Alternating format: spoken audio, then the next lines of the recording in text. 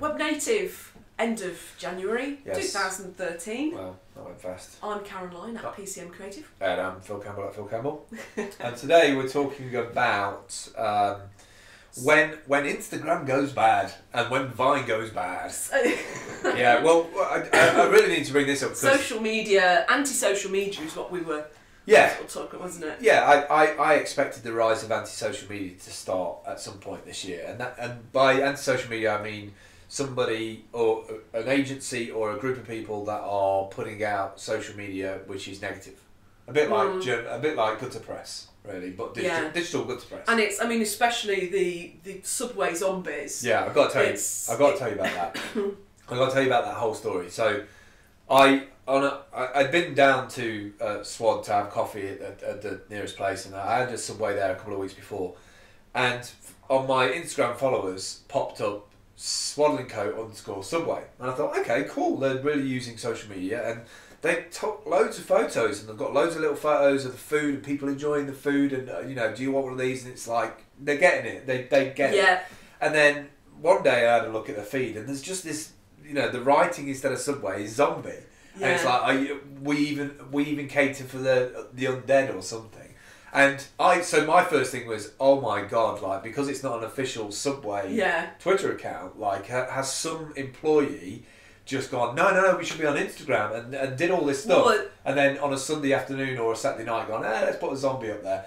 Because I know you said it was a marketing campaign. No, as I say, since I've looked into it's a parody T-shirt, right? Saying that playing on the zombie subway language link, and it's the same text. Yeah. And probably, I mean, there's two ways that you can look at it. Brilliant. One is that people who go into the types of people that go into these kinds of places are just zombies. You can't say that. Or it is, we cater for zombies, but they can't put it on an official. Well, the thing is, if they've got a social media policy for the business, which Subway should have, who can post what? I mean, Swallowing Coat on the Subway, we know exactly where it's from. We know who it's from. I just have a feeling that somebody's going to get reprimanded for that, because if you go to their website, it's not a part of their marketing campaign, and there's no blog post to say, this is not from us, this is an over-exaggerated employee. I think there's an employee going, hey, isn't it a great T-shirt? Yeah. But actually, for the brand side of it, it doesn't look particularly... What's hilarious is that the pictures all the way from below that are fantastic. Then you sort of scroll up and it's like, oh my god, this is on. And somebody who's like of a certain will be like, whoa, because they're going to find it. I'm going to have to let Subway know. I'm going to have to at Subway this show. So we need to record their response to when they first see it. I should actually go this weekend and audio boo an interview with somebody and just take a print out of the zombie thing and say, do you know about this? And just see who steps forward. See if they can get it, because the thing is, they may not even have. They might think it's natural. They might think it's normal. They just think, it's. But so there's that one, and then the other one that's really sort of springs to mind about anti-social media is Vine was just launched, which is a company that Twitter bought. They acquired it, and then they've sort of redesigned the interface. And it's a great little app that you sort of press the button and it records 6 seconds, and you can sort of press and hold and do little bits. But it got overrun by porn.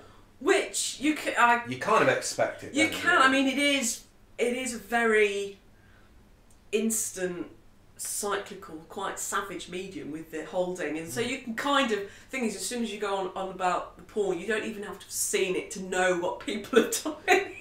But the worst thing is that there is a weighting system, like there is in most things, where they weight the videos on popularity, and so. Obviously they were getting popular, and so then they became the editor's pick, and so then there's so again in the same way as the zombie thing is sort of like, no, we're not saying that is our image. All of a sudden it looks like some editor has gone, that's a great piece of porn. you know, and I'll share it, and so people are going into the popular section of the app, and all they're getting is somebody's wiener. Did you actually manage to see any of them? Oh, yeah. I mean, they've all gone now. No, the block the I block don't know the that hashtag. I want to offend my eyes. No, the block the hashtag, but you can search for hashtags, but there was all sorts on there. There's absolutely like gobs of the stuff. That's probably what made it slow, but it wasn't just one. oh no, there was a lot on there. There was a lot on there. It wasn't good for Vine, put it that way. Or good, or it was in some ways. Yeah. So that's it for this week. We will catch up with you next week. Thanks for watching. Goodbye.